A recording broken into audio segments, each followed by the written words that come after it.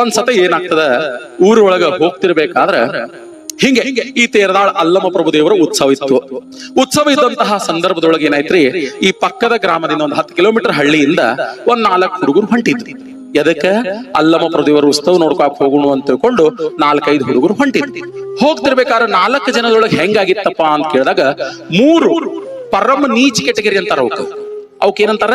ಪರಮ ನೀಚ ಕೆಟಗರಿ ಅಂತಾರ ಅವಕ ತಂದೆ ಅಂದ್ರ ಗೊತ್ತಿಲ್ಲ, ತಾಯಿ ಅಂದ್ರ ಗೊತ್ತಿಲ್ಲ, ಶಿಕ್ಷಕರಂದ್ರ ಗೊತ್ತಿಲ್ಲ, ಅಕ್ಕಂಗ್ಯಾರ ಅಂದ್ರ ಗೊತ್ತಿಲ್ಲ, ಎಕಡೆ ಬೇಕಡೆ ದನ ಬೆಳೆದಂಗ್ ಬೆಳೆದ್ ಎಕಡೆ ಮಾತಾಡುವಂತಹ ಒಂದು 3 ನೀಚ ಹುಡುಗರು ಇದ್ದು. ಒಂದು ಬಹಳ ಚಲೋ ಇತ್ತು, ಅದ್ರೊಳಗ ತಂದೆ ತಾಯಿ ಗುರು ಹಿರಿಯರು ಎಲ್ಲ ಒಂದು ಒಳ್ಳೆಯ ಸಂಸ್ಕಾರವುಳ್ಳಂತಹ ವ್ಯಕ್ತಿ ಅದು ಒಂದಿತ್ತು. ಇವು ಅಚಾನಕ್ಕಾಗಿ ನಿಮ್ಗೆ ಹೇಳ್ತೀನಿ, ಆ 3 ಮಂದಿ ಜೋಡಿ ಇವ ಹೋಗ್ಬೇಕಂತ ಹೋಗಿದ್ದಿಲ್ರಿ. ಜಾತ್ರೆ ಮುಗಿಸ್ಕೊಂಡು ಹಳ್ಳಿ ಊರಿಗೆ ಹೋಗ್ತಿರ್ಬೇಕಾದ್ರೆ ಇವು 3 ಮಂದಿ ಜೋಡಿ ಅದೊಂದು ಚಲೋ ಹುಡುಗನು ಕೂಡ್ತು. ಅವು 3 ನೀಚ ಕೆಟಗರಿ ಜೊತೆ ಒಂದು ಚಲೋ ಹುಡುಗನು ಕೂಡಿ ಇನ್ನೇನು ಊರ 1 ಕಿಲೋಮೀಟರ್ ಇರಬೇಕು. ಆಗ ಗುಡುಗು ಸಿಡಿಲು ಮಳಿ ಬಹಳ ಜೋರ್ ಬರಾಕತ್ರಿ ಸರ್. ಅವಾಗ ಇವ್ರು 4 ಮಂದಿ ಕೂಡಿ ಏನ್ ಮಾಡಿದ್ರು, ಊರ್ ಹೊರಗೆ ಹೆಂಗೋ ಹಣಮಪ್ಪನ ಗುಡಿ ಇರ್ತದಲ್ಲ, ಆ ಗುಡಿ ಒಳಗ 4 ಜನ ಹೋಗಿ ಆ ಗುಡಿ ಒಳಗ ಹೋಗಿ ಕೂತ್ರಿ. ಕೂತಂತಹ ಸಂದರ್ಭದೊಳಗ ನಿಮಗ್ ಹೇಳ್ತೀನಿ ವಿಚಾರ. ಕೂತು ಕೂಡಲೇ ಏನಾಯ್ತ್ರಿ, ಸಿಡಿಲು ಗುಂಡ ಬೆಂಕಿ ಉಂಡಿ ಏನ್ ಮಾಡಕತ್ತಪ್ಪ ಅಂದ್ರ ಗುಡಿ ಸುತ್ತೆ ಹಾಕ್ಲಕತ್ರಪ್ಪ. ಗುಡಿ ಸುತ್ತ ಹಾಕ್ಲಕತ್ತು ಈ ಒಳಗ್ ಕೂತವ್ರು ವಿಚಾರ ಮಾಡಿದ್ರು. ಯಾವಾಗ್ಲೂ ನಿಮ್ಗೆ ಹೇಳ್ತೀನಿ, ನೀಚರು ಪರಮ ನೀಚರು ಅಂತೀವಲ್ಲ, ಅವ್ರ ತಲೆಯಾಗ ಐಡಿಯಾ ಬಾಳ ಜಲ್ದಿ ಬರ್ತಿರ್ತಾವ. ಹೌದಾ? ಅವಾಗ ಅವ್ರು ಏನ್ ಮಾಡಿದ್ರು, ಅವು ಕೆಟ್ಟ ಗುಣ ಇದ್ದಂತ ಹುಡುಗರು ವಿಚಾರ ಮಾಡಿದ್ರು, ಈ ಬೆಂಕಿ ಉಂಡಿ ಈ ನಮ್ಮ ಗುಡಿನೇ ಸುತ್ತ ಹಾಕ್ಲಕತ್ತದಪ್ಪ ಅಂತಂದ ಮ್ಯಾಲ ನಮ್ಮಲ್ಲಿ ಒಬ್ರು ಯಾರೋ ಪಾಪಿಗಳದಿ ಏನ್ ಮಾಡಬೇಕು? ಎದ್ರೀಗ ಆ ನೀವು ನೀರ್ ಬಾಟಲ್ ಇಟ್ರಲ್ಲ ಹಂಗೊಂದು ಗಿಡ ಇತ್ತು, ಇವ್ರು ಇಲ್ಲಿ ಇದ್ರು. ಓಡ್ಕೋತ್ ಹೋಗಿ ಆ ಗಿಡ ಮುಟ್ಟಿ ಹೊಳ್ಳಿ ಬರುದ್ರಿ ಗುಡಿ ಒಳಗೆ. ಯಾರ ಪಾಪ ಅದಾರ ಅವ್ರು ಸಿಡಿಲು ಬಡದ ಸಾಯ್ತಾರ ಅಂತ ಡಿಸಿಷನ್ ತಗೊಂಡ್ರು. ಈಗ ಐಡಿಯಾ ಕೊಟ್ಟ ಮೇಲೆ ಫಸ್ಟ್ ಯಾರು ಹೋಗ್ಬೇಕು? ಐಡಿಯಾ ಕೊಟ್ಟವನೇ ಹೋಗ, ಹೌದಲ್ರಿ? ಅವಾಗ ಇವ ಏನ್ ಮಾಡ್ದ, ಒಂದೇ ನೀಚ್ ಹುಡುಗ ಓಡ್ಕೋತ್ ಹೋಗಿ ಗಿಡ ಮುಟ್ಟಿ ಒಳಗ ಬಂದಾರ ಗುಡಿ ಒಳಗ. ಸಿಡಿಲು ಗುಂಡಿ ಏನೂ ಮಾಡ್ಲಿಲ್ಲ. 2ನೇ ನೀಚ ಏನ್ ಮಾಡ್ದ, ಅವನೂ ಓಡ್ಕೋತ್ ಹೋಗಿ ಗಿಡ ಮುಟ್ಟಿ ಒಳಗ ಬಂದ, ಅವನಿಗೂ ಸಿಡಿಲು ಗುಂಡಿ ಏನೂ ಮಾಡ್ಲಿಲ್ಲ. 3ನೇದವ ನೀಚ, ಅವನೂ ಹೋಗಿ ಗಿಡ ಮುಟ್ಟಿ ಒಳಗ ಬಂದ, ಸಿಡಿಲು ಗುಂಡಿ ಏನೂ ಮಾಡ್ಲಿಲ್ಲ. ಇವ್ರು 3 ಮಂದಿ ನೀಚರಿಗೆ ಸಿಡಿಲು ಗುಂಡಿ ಏನೂ ಮಾಡ್ಲಿಲ್ಲ. ಅವಾಗ ಇವ್ರು 3 ಮಂದಿ ಕೂಡ ಏನಂದ್ರು, ಆ 4ನೇದೇನು ಬಹಳ ಒಳ್ಳೆ ಸಾತ್ವಿಕ ಮನುಷ್ಯ ಇತ್ತಲ್ಲ ಆ ಹುಡುಗ, ಅವನಿಗೇನಂದ್ರು, ನೀನು ಗಿಡ ಮುಟ್ಟಿ ಬಾ ಅಂದ್ರು. ಇದು ಆ 3 ಮಂದಿ ಕಾಲಿಗೆ ಬಿದ್ದು ಅಳ್ಳಾಕತ್ತ.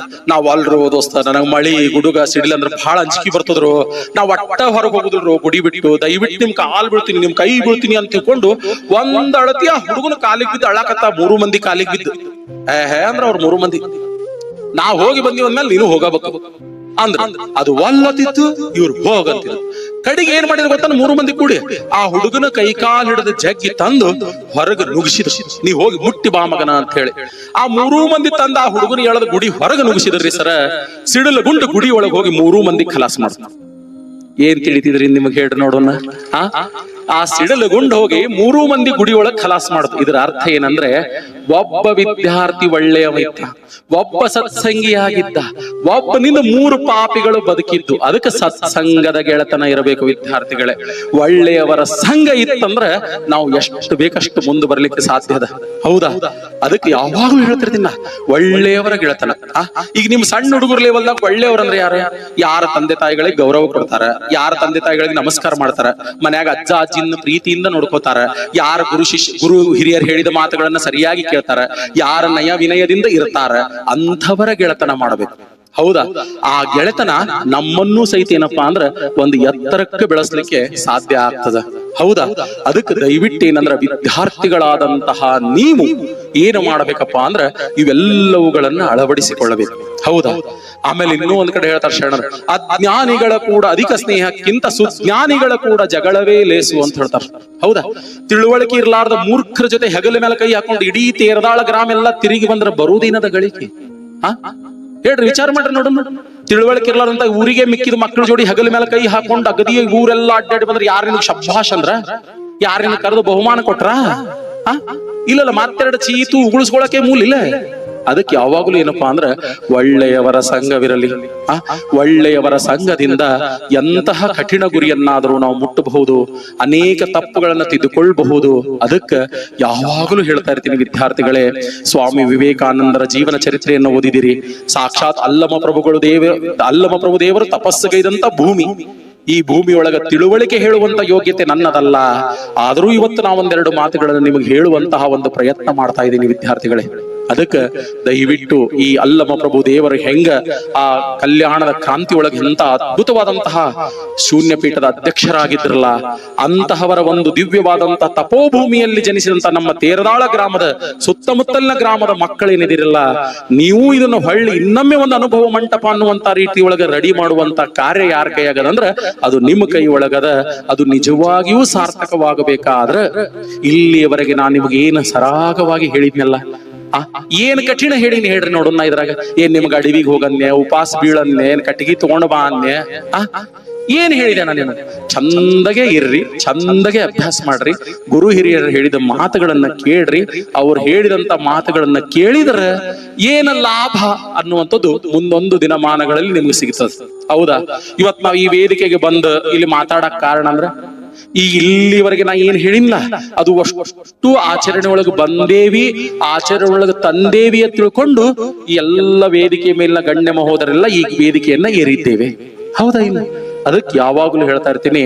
ಇನ್ನು ಕೆಲವೊಬ್ರು ಬಹಳ ಚಂದ ಮಾತಾಡ್ತಿರ್ತಾರೆ, ಏನಾಗೋದಿಲ್ಲ, ಅವ್ ನಮ್ಮ ಹಣೆ ಬರದಾಗ ಇದ್ದಂಗ ಆತೈತ್ರಿ ಅಂತಿರ್ತಾರೆ.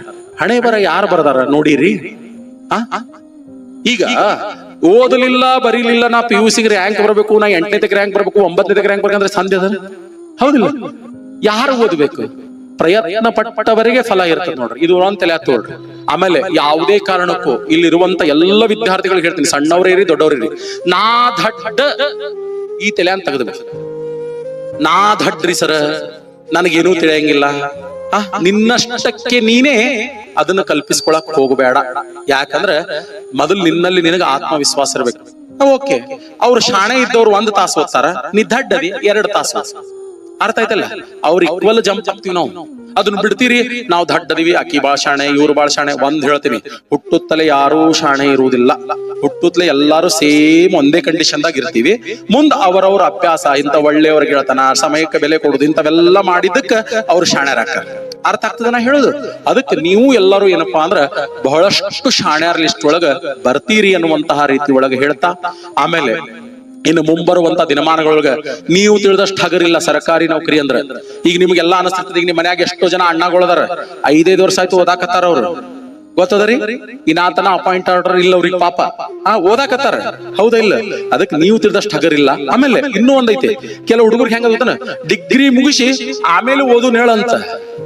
ಆಮೇಲೆ ಓದಾಕ್ ಏನೂ ಇಲ್ರಿ, ಆಮೇಲೆ ಓದಾಕ್ ಏನೂ ಇಲ್ಲ. ನೀ ಈಗ ನೋಡಿ, PUC first year second year ಇದೆಯಾ, ಚಂದಗೆ ಓದು. 8th 9th 10th ಅದೆಯಾ, ಚಂದಗೆ ಓದು. ಮುಂದೆ ಡಿಗ್ರಿ 3 ವರ್ಷ.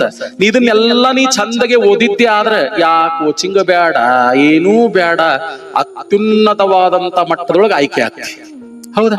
ನಾವಿಲ್ಲೆಲ್ಲ ಚಂದ ಓದ್ಲಾರ್ದಕ್ಕ ಮತ್ತ ಧಾರವಾಡಕ್ಕೆ ಹೋದೆ, ಹುಬ್ಳಿಗೆ ಹೋದೆ, ಮುಂಬೈಗೆ ಹೋದೆ, ಎಲ್ಲಿ ಹೋದೆ? ಹೌದಲ್ಲ? ಅದಕ್ಕೆ ಯಾವಾಗ್ಲೂ ಹೇಳ್ತೀನಿ, ಏನು ಓದಬೇಕಾಗ್ಯದಲ್ಲ ಅದನ್ನ ಚಂದಗೆ ಓದಿ ಬಿಡ್ಬೇಕು. ಅರ್ಥ ಆಗತ್ತ? ಓದ್ತೀರಾ?